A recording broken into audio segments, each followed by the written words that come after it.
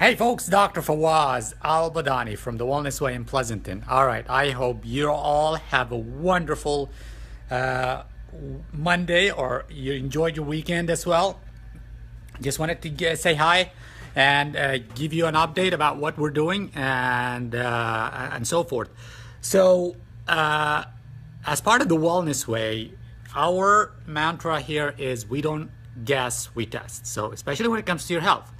I really would hate to go to a doctor, a chiropractor, or anybody for that matter, and they would guess with my health. So that's why we have this philosophy. When it comes to your health, we don't guess with it. We test it to find out exactly what's going on.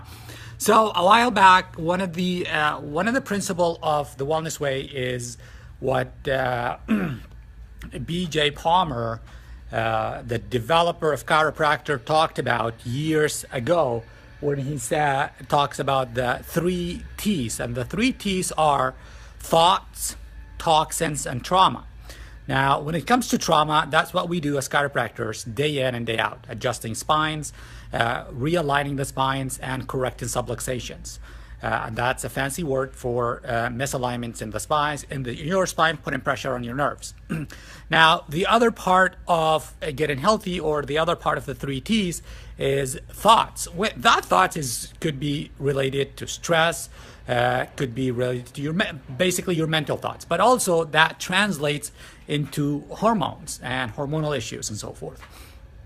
And the third thing is toxins.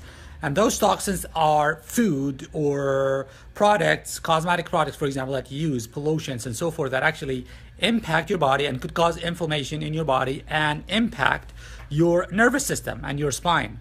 And one of my favorite tests that we do in the office is the food allergy test. I mean, food, things that we can't live without, of course, but sometimes it's those foods that could be actually inflaming your body without you knowing it. Now, when I tested myself a while back, my test came back. I don't know if you can see the list right there. All those red stuff right there. I had about 32 food items that I'm allergic to, indicating that I have a really bad leaky gut syndrome. And what's interesting about that is I had no symptoms, or I thought I didn't have any symptoms. So when I started working on that and cleaning up my food and avoiding these foods that are inflaming my body, it was amazing. I mean, I felt great and more energy and so forth. But the reason I'm talking about that today here is last Friday, I decided to go back into my old, still healthy diet, but even eat these inflammatory food products or food items that I'm not supposed to. And what happened is it was really a bad experience, to say the least. But the reason I did that, or I decided to do that, is so that I can go back and start this process from the beginning, day one, and document that, and document my progress, and keep you in the loop of what's happening and so forth. So when it comes to my food allergy, like I said, there are about 32 different food items and so forth. And today is technically my first day, and it's about 7 o'clock, 7 something, and I'm finishing up in the office.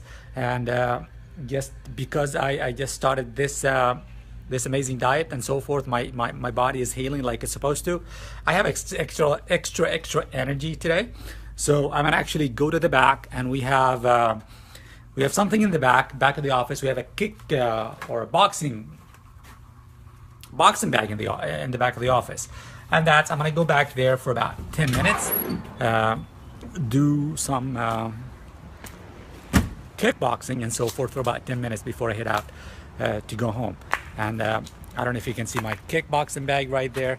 It's actually hanging off a tree right there, and we just had to protect it because of the rain. We had rain for a couple of times. Hey Doc, you were on my mind today because I was gonna text you to see when we can chat, but I'm gonna do some kickboxing right now for about 10 minutes, and I'll hit you up with a text.